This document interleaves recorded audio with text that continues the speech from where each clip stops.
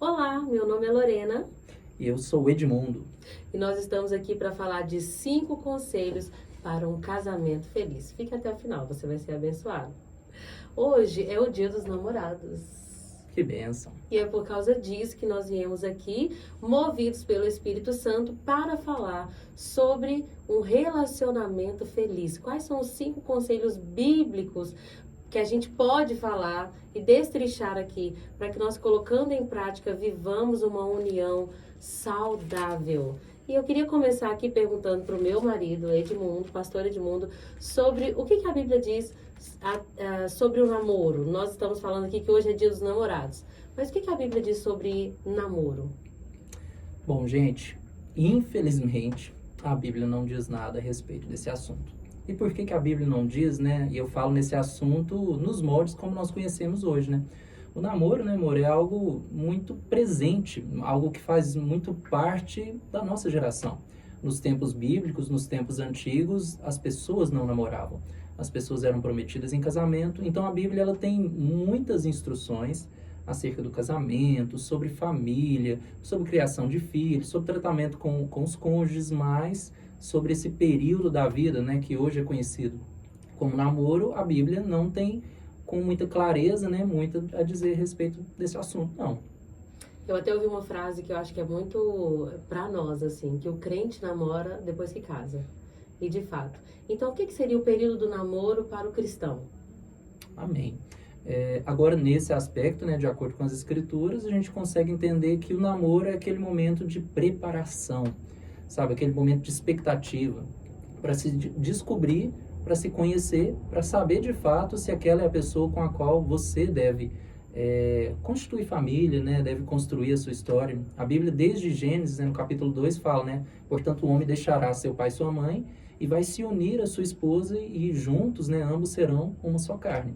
Então, o período do namoro bíblico, né, se a gente for colocar nesse conceito, seria um momento ali para, através de uma relação de amizade, a gente entender se aquela pessoa ela tem os mesmos valores que nós, se aquela pessoa crê no mesmo Senhor que nós, e se aquela pessoa está andando no mesmo caminho que eu. Então, acho que um namoro saudável, um namoro à luz das Escrituras, seria mais ou menos nessa direção.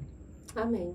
Então, sobre o relacionamento, homem e mulher, a Bíblia diz que deixará, né, o homem, seu pai, sua mãe, e unir-se-á à sua mulher, e os dois se tornarão uma só carne. Mas, gente, como andarão dois juntos se não estiverem de acordo, né? Então, o período do namoro, ele é muito importante para entender. Essa pessoa, como o Edmundo disse, está com o mesmo propósito que eu.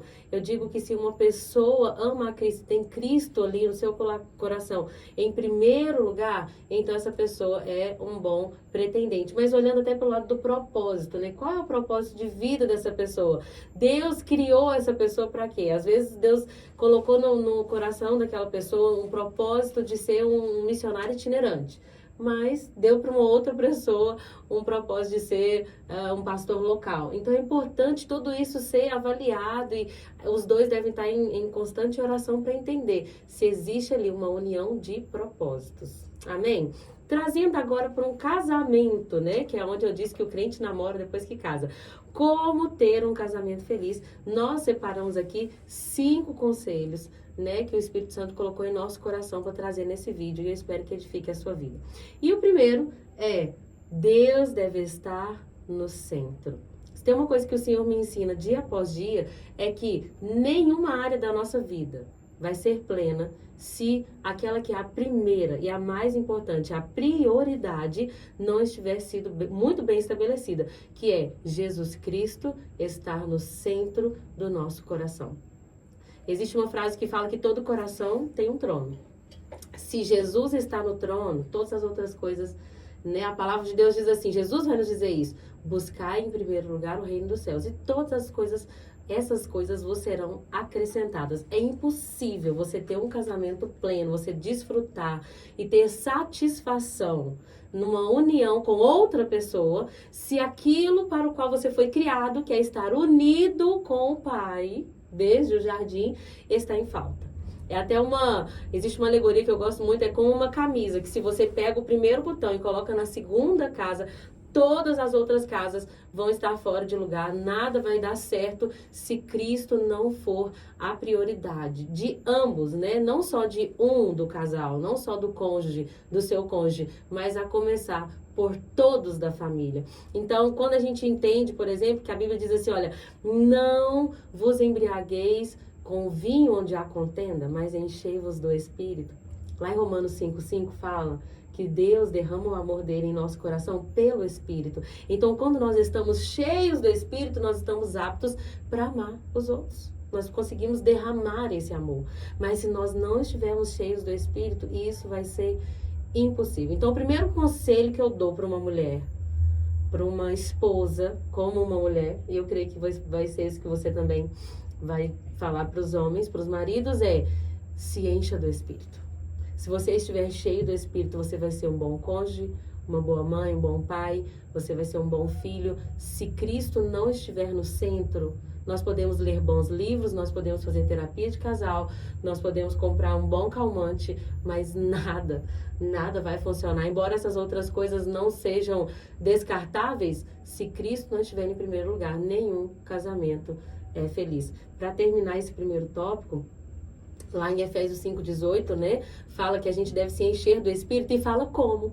Fala assim, olha, falando entre vós com salmos, hinos e cânticos espirituais, cantando e salmodiando ao Senhor no vosso coração. Sabe uma coisa que eu acho que nós precisamos entender? Isso aqui está falando do contexto de igreja, mas o casamento reflete Cristo e a igreja.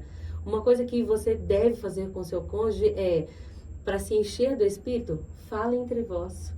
Amém. Salmos, hinos e cânticos espirituais. Eu amo quando Deus me dá uma palavra e eu já corro para onde Edmundo tá e falo, amor, olha essa palavra. E a mesma coisa do lado de lá, olha o que Deus falou comigo, olha o que eu vi nesse vídeo, olha o que eu tô entendendo, olha essa revelação, olha como é lindo isso. Então, enquanto o casal se enche do Espírito e o Senhor Jesus como fundamento dessa relação, então tendo a base muito bem firmada, todo o edifício construído, ele é firme e ele é sólido. Então, para um casamento feliz, devemos ter prioridade. Deus deve estar no centro. Aleluia. E ainda nesse aspecto, gente, em relação à prioridade, quando a gente olha à luz da Bíblia, né, à luz das Escrituras, o próprio salmista, ele declara que bem-aventurado, mais que feliz, é o homem que tem temor diante de Deus, é o homem que teme ao Senhor. E ele traz uma série de recompensas para aquele que teme a Deus, né? E dessas recompensas, é incrível como que todas elas envolvem o ambiente do lar. Que fala assim, né? Ele vai ser feliz, tudo vai bem, ele vai comer do fruto do trabalho dele, isso é lá no Salmo 128.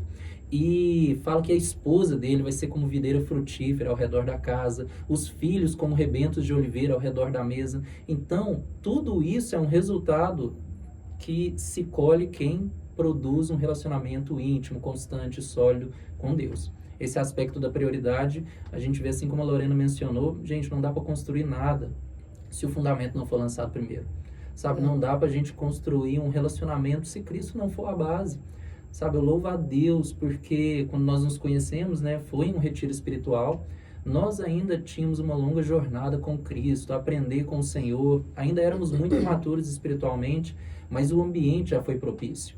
Eu me lembro que quando eu conheci, né, a Lorena e o grupo que estava com ela, foi diante até de uma oportunidade, eu tocava violão, ela cantava, e surgiu a necessidade ali de alguém para poder tocar para elas, porque eu acho que o instrumentista na época, né, da equipe de louvor não tinha ido. Então, ela se aproximou ali, né? A gente foi conversando, ela pediu para eu poder estar tocando com a equipe de louvor delas. E o contato foi se aproximando, o contato foi se estreitando. E a partir dali, nós fomos alinhando os nossos corações. E até dentro dessa direção, o segundo aspecto que a gente colocou aqui, além, né, depois desse conceito de prioridade, é o propósito. Para qual propósito que se namora? A gente comentou um pouquinho aqui no início do vídeo. E o propósito, sabe, gente, é conhecer de fato aquela pessoa para saber se é uma pessoa que está apta para poder passar o resto da vida do seu lado. E antigamente eu não entendi isso muito bem, mas hoje eu entendo com muito mais clareza que às vezes alguns jovens, ainda ali na fase saindo da adolescência, eles escolhem uma pessoa para poder começar a se relacionar uma pessoa que não teme ao Senhor, uma pessoa que não professa a mesma fé que ela, e às vezes vem com aquela desculpa, não, mas é uma alma e eu quero ganhá-lo para Cristo, mas aqui, a gente não precisa sair beijando toda a alma que a gente precisa ganhar para Jesus. Nós precisamos ganhar essas almas por meio da propagação, da pregação do Evangelho. Relacionamento é outra coisa. O Senhor, ele é muito claro. Ele fala a respeito do jugo desigual. Ele fala a respeito desse alinhamento de propósito, de que, sabe, é muito importante que nós que nos relacionamos aqui terrenamente, a gente tenha relacionamentos onde todos estão indo numa mesma direção. Até uma frase que eu acho que tem que marcar a sua mente nesse vídeo, é que um relacionamento ideal, um namoro ideal, seria aquele onde ambos estão indo buscar por Cristo. E no meio do caminho eles se encontram. Sabe, eu não posso ir em busca da Lorena, a Lorena em busca de mim, e de repente no meio do caminho a gente se lembra de Jesus. Isso não é saudável, isso não é funcional. Nós podemos até contar exceções, mas eu posso te trazer muitos exemplos de que isso não foi saudável, isso não foi funcional, isso não deu certo no final da história. Então, sabe, você que talvez está nesse momento da sua vida, celebrando aí com seu namorado, com sua namorada, nesse dia 12 de junho, no dia dos namorados, sabe, pense muito bem nisso. Sabe? Essa pessoa ama mais a Jesus do que a mim. Essa pessoa estaria disposta a abrir mão de coisas das quais eu posso exigir por amor a Cristo. E eu estou disposto a abrir mão de coisas que essa pessoa possa exigir porque eu amo mais a Jesus. Sabe, esse tem que ser o nosso fundamento, essa tem que ser a nossa firme rocha. Nós casamos aqui com pessoas que professam a mesma fé que nós. Esse é o princípio bíblico, é isso que é saudável. E é interessante porque quando a gente falou desses dois primeiros conselhos, Deus está no centro e qual é o propósito da relação, muitas das vezes a gente tem esse vazio dentro de nós, que somente Cristo pode preencher, e a gente tem uma ilusão de que quando a gente casar e tiver um marido que vai nos amar, uma esposa que vai nos servir, e quando eu chegar nesse relacionamento tão esperado, aí sim eu vou ser feliz. Então já começou errado. Porque nós só vamos conseguir ser felizes num casamento quando Cristo já nos fez pleno, somente nós, né, individualmente já em Cristo, nós somos plenos e satisfeitos, e então nós estamos aptos para o propósito da família. Se a gente começa colocando numa pessoa, num ser humano, uma expectativa tão alta que é de preencher um vazio que somente Deus pode preencher, então nós já sabemos que vai ser uma relação frustrada. E isso é muito perigoso, né? Então, se você, como você falou, é muito lindo isso. Os dois estão indo procurar Cristo e no meio do caminho eles se encontraram, né? Às vezes a gente fala assim, eu vou buscar a Deus. Eu já ouvi falar muitos adolescentes e eu mesmo, muito jovem, pensei isso também. Eu vou conseguir buscar a Deus de verdade quando eu estiver casada, porque agora... E é uma mentira, porque nós temos que aproveitar a nossa juventude para lembrar do nosso Criador. Amém. Não é verdade? E a Bíblia fala, né, o solteiro cuida das coisas do Senhor, né? O casado cuida da família. Então, existe uma instrução muito clara, olha, o solteiro não deve se envolver com as coisas que são exclusivas da vida do casado, né? Então, o solteiro cuida das coisas do Senhor, e cuidando das coisas do Senhor, existem encontros que Deus proporciona, né? Então, o propósito não é eu ser feliz. Qual é o propósito do casamento, então? O propósito do casamento é fazer o outro feliz. Tem um texto que deixa isso muito claro nas Escrituras. No contexto do Antigo Testamento, era muito comum, né, que o povo de Deus ali vivesse dentro de ambientes de guerra, dentro de ambientes onde existiam lutas territoriais. Então, constantemente, o povo de Deus era chamado para a batalha. Então, era muito comum homens muito jovens fossem ali... Como que eu posso falar? Alistados, isso, esse é o termo. Fossem alistados e tivessem que cumprir uma obrigação diante de todo o povo de Israel. Mas a Bíblia, lá em Deuteronômio 24:5, dá uma instrução muito clara. Olha o que a Bíblia diz. Através ali das instruções que Moisés foi dando para o povo. O homem recém-casado não será recrutado para o serviço militar, nem receberá nenhuma outra responsabilidade oficial. Estará livre para passar 1 ano em casa, proporcionando alegria à mulher com quem se casou. Qual que é o propósito do casamento? Fazer o outro feliz. E muitos têm se frustrado, sabe, nessa jornada, uma expectativa gigantesca no outro, e expectativa essa muitas das vezes que só Jesus Cristo pode suprir.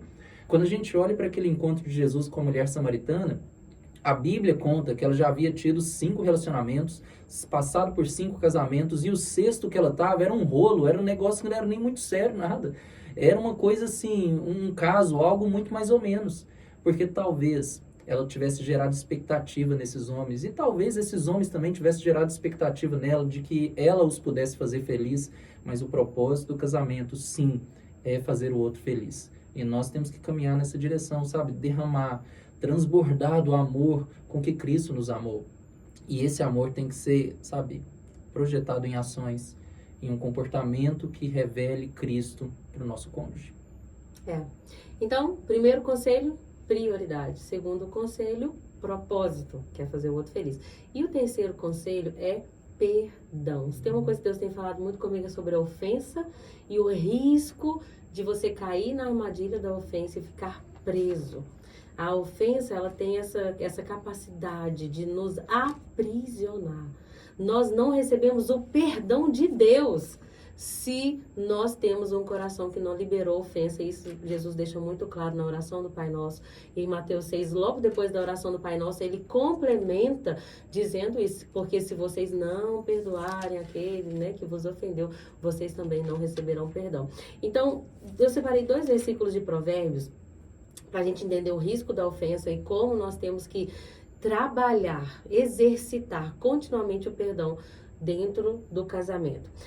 Em Provérbios capítulo 18, 19, está escrito assim, ó: é mais difícil reconquistar um amigo ofendido do que uma cidade fortificada. As discussões separam amigos como um portão trancado. É mais difícil reconquistar um amigo ofendido do que uma cidade forte. Por quê? Porque quando você se ofende, você constrói um muro de proteção.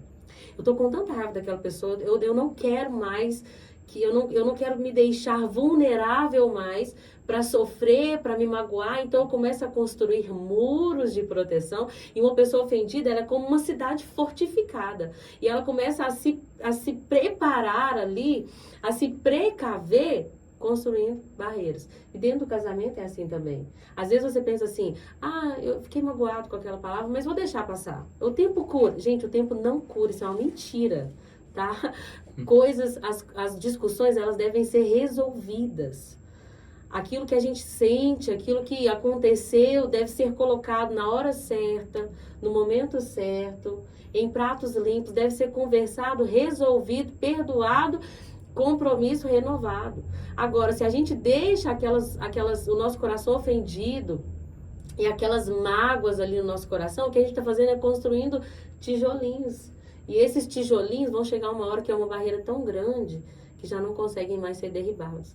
E aí, ó, é o que continua o versículo 19, que fala: as discussões separam amigos como um portão trancado. Então você se ofendeu, você não gostou do jeito que seu marido te falou algo, você não gostou de uma atitude da sua mulher, de uma mentira, de uma omissão, não deu para falar naquela hora, tá com muita raiva, não fala na hora da raiva mesmo não, tem um tempo certo, espera a hora, mas depois é necessário conversar e liberar perdão. Um capítulo antes, no capítulo 17, verso 9, Salomão, pelo Espírito, vai falar esse provérbio: quem perdoa a ofensa mostra amor, mas quem insiste nela separa amigos. Aqui a gente está falando de amigos, mas como os melhores amigos, né, que devemos ser num relacionamento homem e mulher, casal, esposo e esposa, nós temos que tomar muito cuidado, porque a ofensa, liberar a ofensa, perdoar é mostrar amor. Mas ele não merece. Mas não é sobre merecer, é sobre ficar livre dessa armadilha, é sobre proteger a relação de vocês. Seu marido não entendeu, ele te frustrou, ele te ofendeu, ele não entendeu que está errado, não pediu perdão, então ore para que o Espírito Santo revele isso para ele, para que haja arrependimento, né? Porque aquele que arrepende deixa alcança misericórdia. Mas enquanto isso, não se prenda a esse jugo, porque uma pessoa pecou, uma pessoa errou, e agora você está se permitindo pecar, não liberando perdão por causa do erro dela. Um erro não justifica o outro, né? Então, perdoe, libere perdão. Não importa o que aconteceu, se foi pequeno ou se foi grande, senta, conversa e coloca ali, né, em pratos limpos, como eu falei. Quer comentar algo sobre o perdão? Amém. Bom, gente, assim como a Lorena falou, é um dos aspectos mais difíceis de ser cumpridos. Mas não foi à toa que Jesus deixou, né? Um modelo na oração, referencial, que ele nos ensina, sabe? Olha, Pai, perdoa os nossos pecados, assim como nós temos perdoado a quem nos tem ofendido. Gente, se tem um local onde mais ofensas são geradas, é o ambiente da casa, é o ambiente do casamento. Pensem comigo. Duas pessoas com criações totalmente distintas, ainda que estejam vivendo em uma direção, em um mesmo propósito, o conceito de lar que um tem construído em sua mente é completamente distinto daquilo que o outro tem. E não só isso, às vezes as personalidades, elas vão entrar em choque, vai haver embates, e o Senhor não fala que isso é proibido. Embates muitas das vezes são saudáveis. Os próprios profetas, em muitas das vezes, em muitas das situações, eles arrazoavam com o próprio Deus. Eles questionavam, eles debatiam com o próprio Senhor. Quando a gente vê na história de Jó, ele fala, Senhor, desça até aqui, eu exijo um tribunal diante do Senhor, porque eu quero apresentar a minha defesa. Então o Senhor não tem problema com conflitos, com duelos, com embates. Mas o problema é quando as amarguras vão sendo reservadas, a falta de perdão vai sendo construída, gerando esse muro, né? E muitas das vezes se torna ali uma fortaleza intransponível, de maneira que, depois de passados longos anos, houve tanta mágoa. Eu me lembro de ver isso em um vídeo, sabe? Isso mexeu muito comigo. Não sei se era um pastor, né? Quem que estava mencionando, mas ele fala a respeito de pequenas coisas, pequenos atos que vão sendo realizados dentro da casa, que às vezes não são suficientes para um pedido de divórcio, por exemplo. Aí ele vai e fala, né, conta essa história, que às vezes a esposa vira para o marido e fala com ele, fala, amor, você pode lavar as vasilhas para mim? Aí o marido vai e pensa, isso é uma questão de divórcio? Fala, não, tá doido? Lavar vasilha? Fala, então não quero lavar não. Aí passa um tempo, não, você pode limpar a casa para mim? Fala, limpar a casa é uma questão de divórcio? Fala, não, tá doido? Ah, não, então não tô a fim de limpar a casa hoje não. E essa série de coisinhas vão gerando num coração uma série de amarguras. E quando depois de passados longos anos, vem o tão esperado divórcio, o tão preparado divórcio, porque foi construído um caminho até que você chegasse até ali. Então, o perdão é um elemento essencial, fundamental, basilar, né? Nós fomos perdoados e por isso que somos salvos. Nós merecíamos o inferno. O acesso ao céu, gente, é por causa do perdão. E quem somos nós, né, para não perdoarmos quem nos tem ofendido e muitas das vezes dentro do lar. Então, que a gente possa executar, né, exercer esse trabalho, né, cumprir esse ministério com excelência, o ministério do perdão. Amém. Tem até um versículo que eu acabei de me lembrar, que está lá em Cantares, que fala sobre as raposinhas, né? E são as raposinhas que fazem mal à vinha. Então, o que eu quero dizer com isso? Muitas vezes é uma pequena coisa que, associada a várias outras pequenas coisas, trazem destruição total. Né? E é muito importante nós entendermos que o propósito de Deus para o casamento é um compromisso com uma pessoa para sempre, né? Até que Cristo venha, de fato. Então, a gente precisa cuidar. Não é uma coisa de, se não deu certo, a gente tenta de novo com outra pessoa, né? Não estou querendo entrar aqui na questão do divórcio, mas o fato é que a Bíblia diz que Deus odeia o divórcio. Por que Deus odeia o divórcio? Porque Deus ama o compromisso. Né? Então, Deus ama que a gente se perdoe, que a gente tente novamente, porque é isso que Ele faz conosco. Na Bíblia, muitas das vezes, Deus compara o relacionamento dele conosco como Israel, por exemplo, né, sendo a noiva. Osés, a gente vai ver, Deus vai falar sobre isso, como Israel sendo a esposa, Cristo é a igreja, né, como a noiva e o noivo. Então, por que Deus se importa tanto com o casamento, com o compromisso, com o cuidado? Porque isso vai refletir, né, como que é o céu. A maneira como nós somos dentro de casa vai refletir a maneira como nós nos comprometemos com o nosso Senhor também. Então, é muito importante nós cuidarmos da nossa relação. Não é uma coisa que acontece assim, é uma coisa que a gente erra muito até, né? A gente se prepara para tudo. A gente se prepara para uma profissão, a gente se prepara para exercer tantas coisas, para fazer tantas coisas, mas para casar a gente vai na intuição, né? Eu acho que deve ser assim. Não, a gente tem que estudar. A gente tem que estudar, a gente tem que ler, a gente tem que orar, tem que se preparar, fazer cursos, porque não é fácil. Nós casamos, eu tinha 19 anos quando nós casamos, há 14 anos atrás, e eu errei muito, por ser imatura. Mas hoje eu entendo, né, que precisa ter uma preparação e que é claro que a gente vai errar, mas a gente vai sempre deixar o Espírito Santo. Gente, sem o Espírito Santo não tem nada. Então, deixar que o Espírito Santo nos ensine e ter esse coração que é ensinável. Deixe que o Espírito Santo te ensine a ser uma boa esposa, a ser um bom marido. Tá bem? E o próximo tópico é o amor. Você quer comentar mais alguma coisa do perdão ou podemos passar para o amor? Não, vamos por amor. Nós já falamos prioridade, propósito, perdão e amor. Por que o amor está em quarto aqui? Amém. Bom, falando a respeito do amor, gente, é a expressão com a qual Deus nos alcançou. Quando a gente vê João 3,16, né, porque Deus amou o mundo de tal maneira que deu o seu Filho unigênito, quando nós vemos que a expressão do Senhor para nos resgatar foi por meio do instrumento chamado amor, né? Ainda que fosse necessário ali Cristo padecer, Cristo sofrer na cruz do Calvário, o instrumento usado, o sentimento, aquilo que foi gerado, né, em Deus para que houvesse um resgate em nós, foi o amor. Assim como a Lorena mencionou, né, Romanos 5, quando fala a respeito desse amor de Deus, Ele nos amou sendo nós ainda pecadores. Então a Bíblia ela traz essa essência. Então não faz sentido se nós declaramos que amamos a Deus, ou se nós declaramos que queremos viver a vontade de Deus, se não conseguirmos trazer esse elemento para o centro da nossa casa, o amor, as coisas não vão fluir.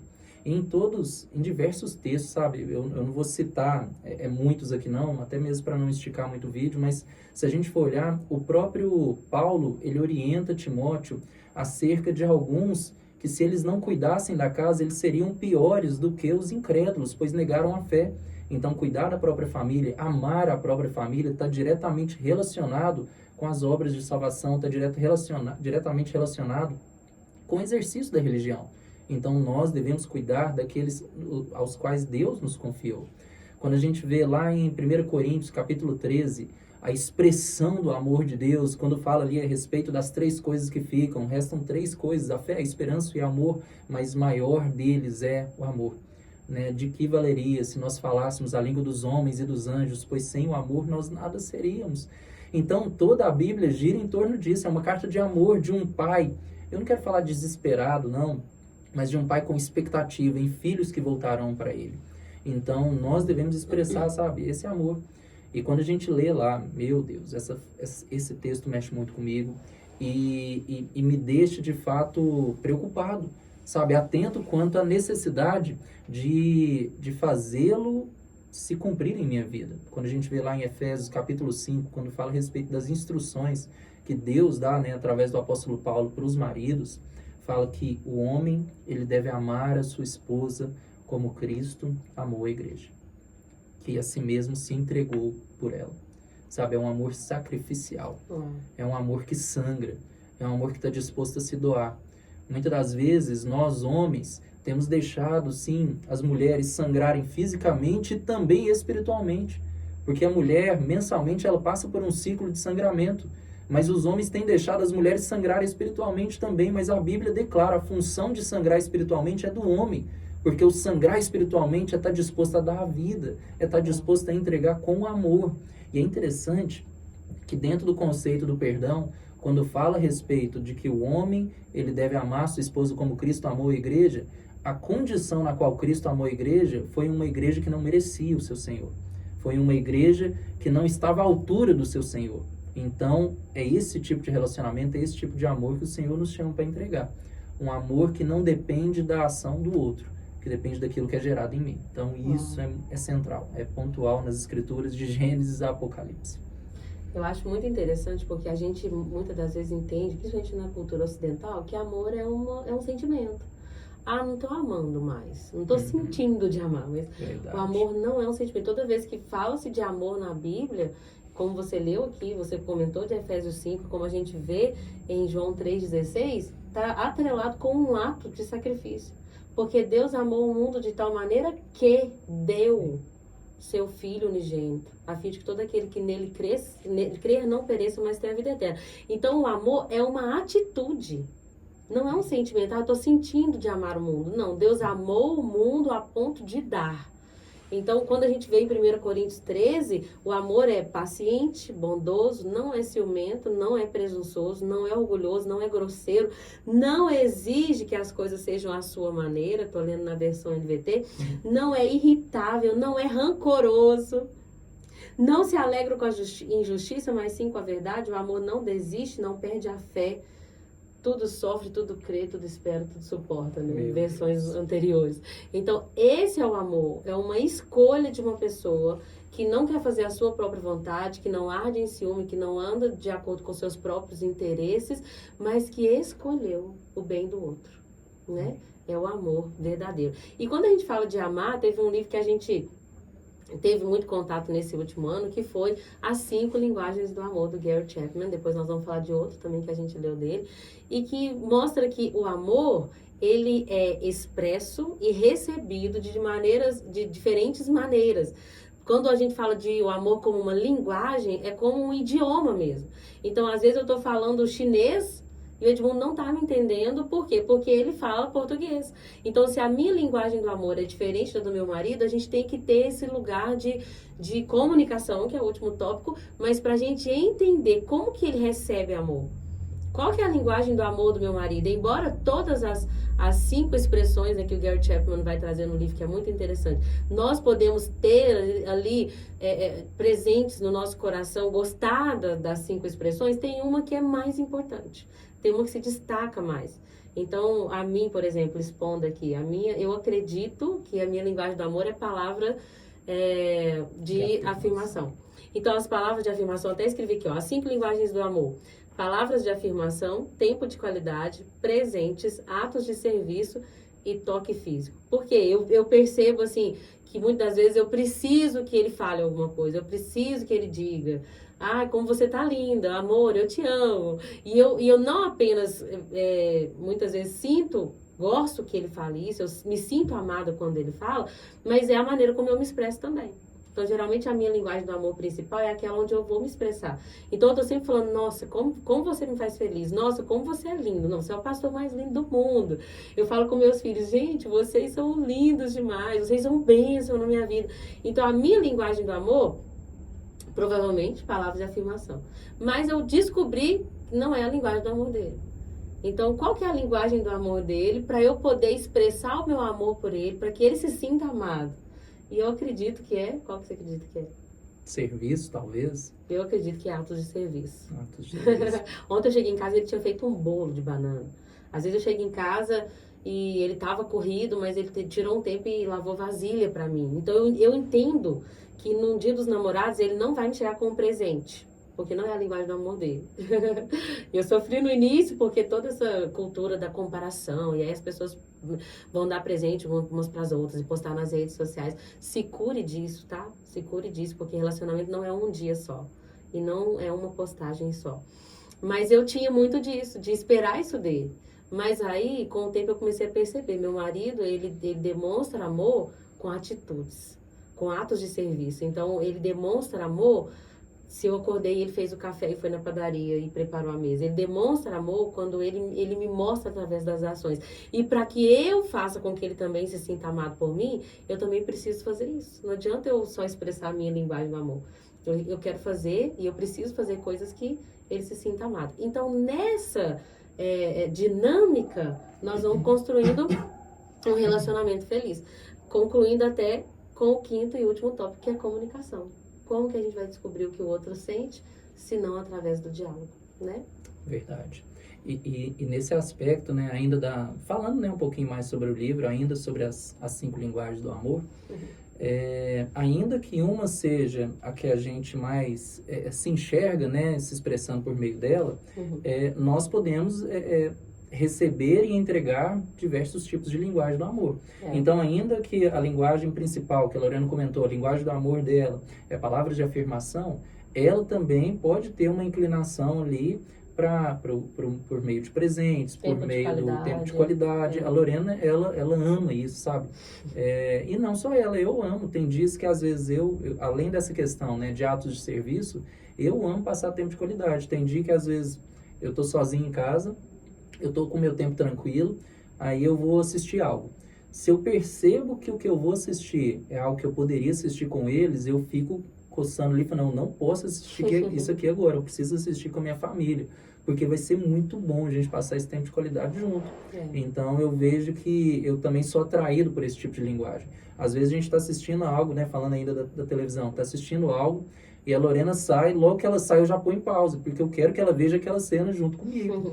Então, muitas das vezes essas linguagens, elas podem ter ali as suas ramificações, mas, acima de tudo, por meio da comunicação, a gente precisa entender o que o outro está se sentindo, como o outro está se sentindo em relação à minha linguagem do amor, porque às vezes eu estou doando o meu máximo no meio dos atos de serviço, mas como eu falo na comunicação, não é o que a Lorena está esperando. Não é o que ela quer de mim naquele momento. Ela vai se alegrar, sim, mas ter de fato satisfação plena é por meio de uma outra linguagem.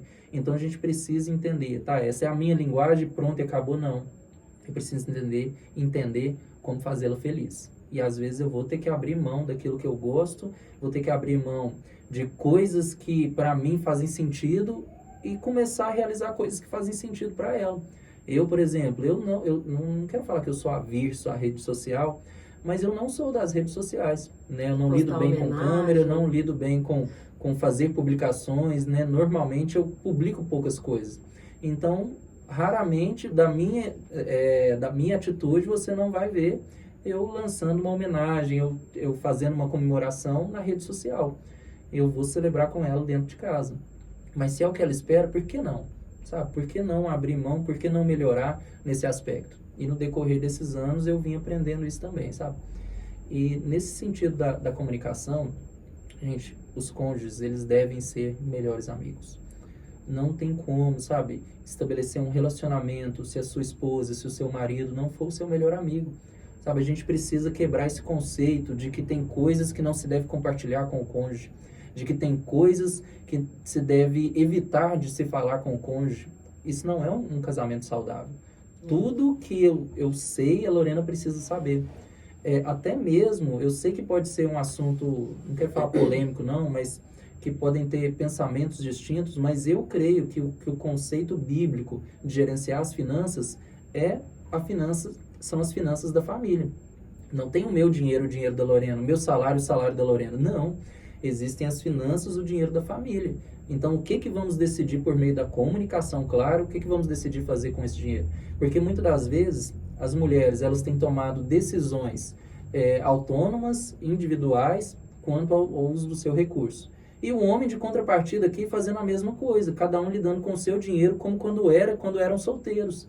E isso não é um relacionamento saudável. Um relacionamento saudável é quando, aqui estão as finanças da família. Vamos apresentá-las diante do Senhor, e a partir daí, o que faremos com ela? O cônjuge, sim, ele pode ter liberdade. Olha, sobrou esse valor é seu, usa como você quiser. Esse valor é meu, eu uso como eu quiser. Mas as finanças são da família. Não tem o meu salário, o seu salário, sabe? Eu fico desconfortável quando um casal começa a falar, não, lá em casa a conta de água é minha e a conta de luz é dele ou dela. A internet sou eu que pago, então esse mês vamos ter que ficar sem internet porque eu não tenho dinheiro. Sabe, isso não é funcional, isso não é saudável. Então é por meio da comunicação que a gente vai ajustando, sabe? Às vezes mágoas, para poder se liberar o perdão, precisa primeiro saber a ofensa.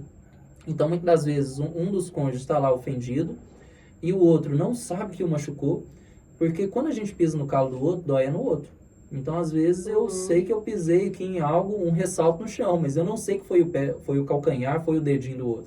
Então, o outro precisa expressar, olha aqui, você me machucou quando você falou aquela palavra, quando você se comportou daquela forma, quando você teve aquela atitude. A comunicação é essencial para a preservação da integridade do casamento. Isso tem uma coisa que a gente tem que entender, que não é mais dois, é um. E quando a gente anda com dois em um, né?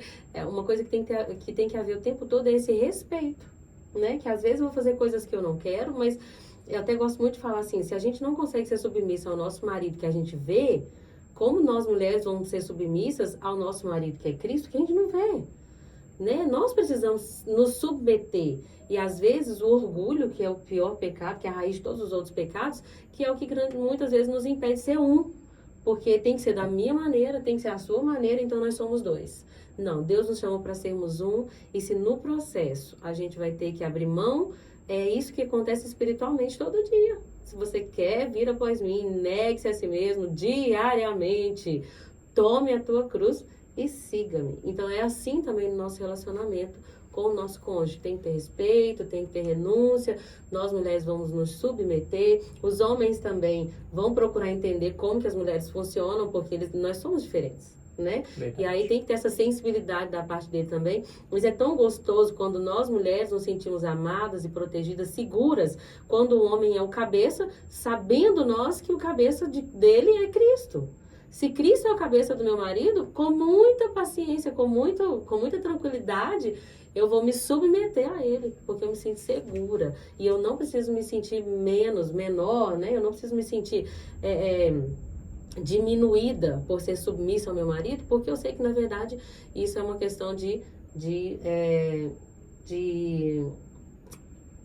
responsabilidade.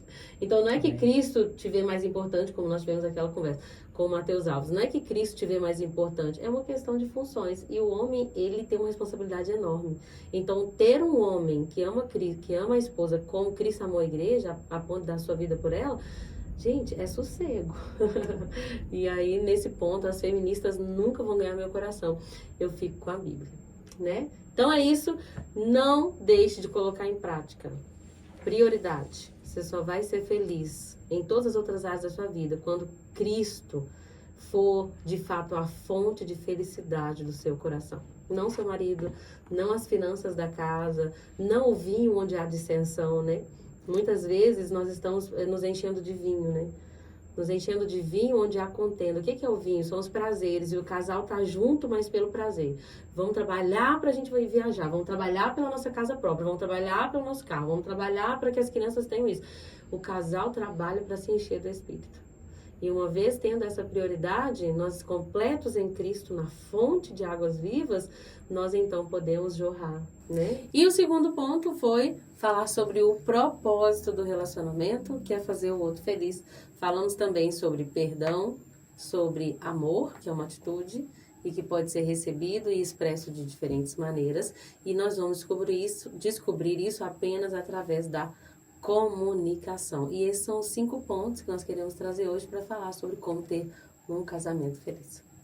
Amém. Então, feliz Dia dos Namorados, que você possa desfrutar ao lado daquela pessoa, né, que você escolheu para passar ali o resto da sua vida, aprendendo esse conteúdo, esperamos que esse conteúdo tenha edificado sua vida e, acima de tudo, gente, coloque em prática.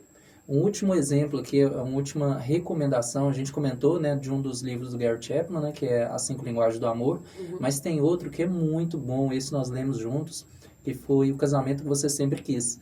E o legal desse livro é que, na dinâmica dele ali, né, da maneira como o Gary escreveu, ele consegue, no final de cada capítulo, de cada tópico ali, trazer algumas abordagens práticas, né? Onde o casal se coloca um diante do outro e coloca, não, vamos então falar aqui das coisas em você que me incomodam, as coisas em mim que incomodam você. Então, isso é um exemplo. Não, vamos colocar as nossas finanças aqui, o que te incomoda na maneira como eu gerencio as finanças. Então, tem vários exemplos de atitudes práticas no livro. É muito edificante, muito bom mesmo. E é do Gary Chapman também. Amém, também do Gary Chapman. Então, que Cristo Jesus te abençoe poderosamente. Mais uma vez, obrigado, né, por ter passado esse tempinho aqui conosco.